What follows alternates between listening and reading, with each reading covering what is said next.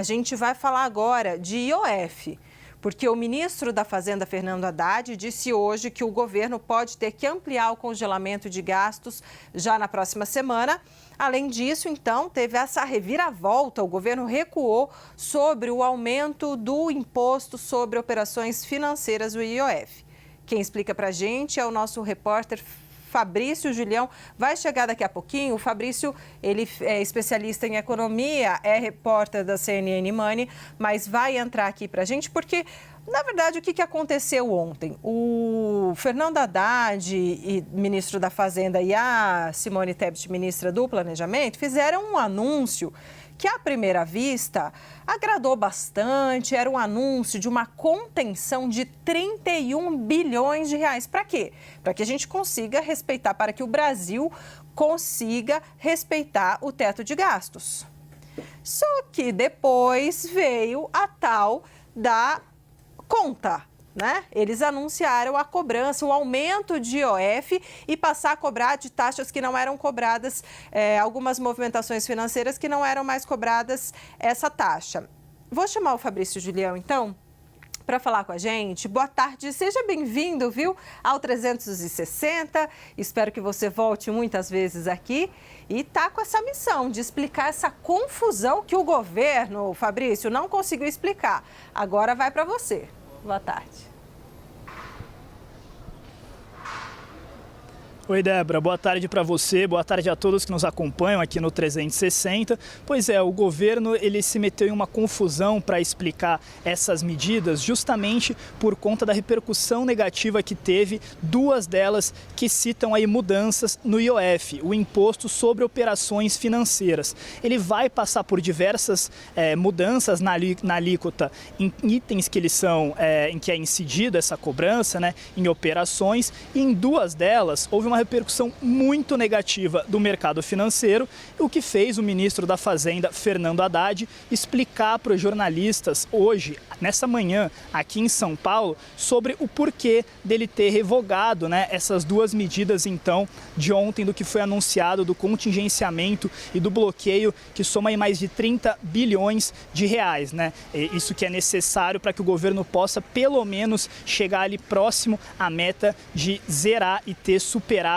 primário. Então, o ministro da Fazenda, ele falou o seguinte: são duas medidas que não vão mais entrar em vigor sobre o IOF. A primeira delas trazia uma alíquota de 3,5% sobre fundos de investimento, sobre instituições que operavam em fundos de investimento no exterior. Então, uma operação em que o contribuinte ele acaba tendo ali uma instituição, um banco parceiro que é autorizado a operar em algum fundo do exterior, e aí ele coloca os seus recursos lá. Isso não era tributado no IOF. A alíquota era zero e passaria então a ter uma alíquota de 3,5%.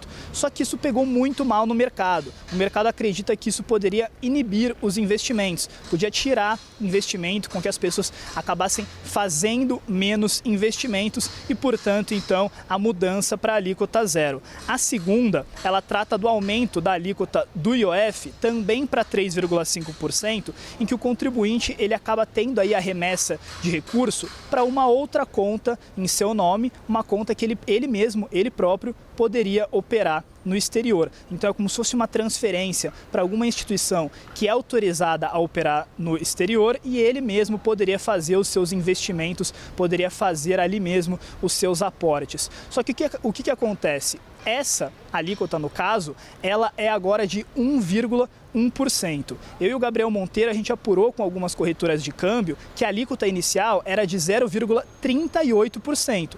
Portanto, ainda que não há um aumento tão significativo de 0,38% para 3,5%, há um aumento de 0,38% para 1,1%.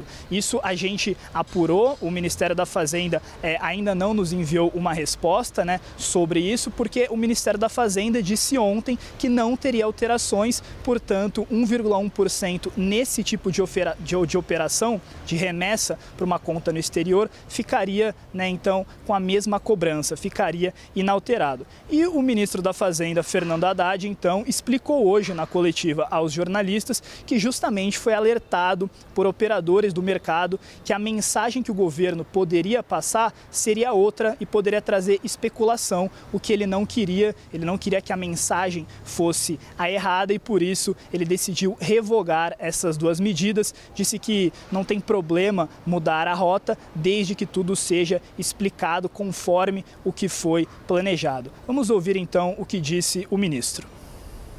Para fechar o ano com a tranquilidade que nós tivemos o ano passado. Então, uma medida dura, mas, na nossa opinião, na direção correta.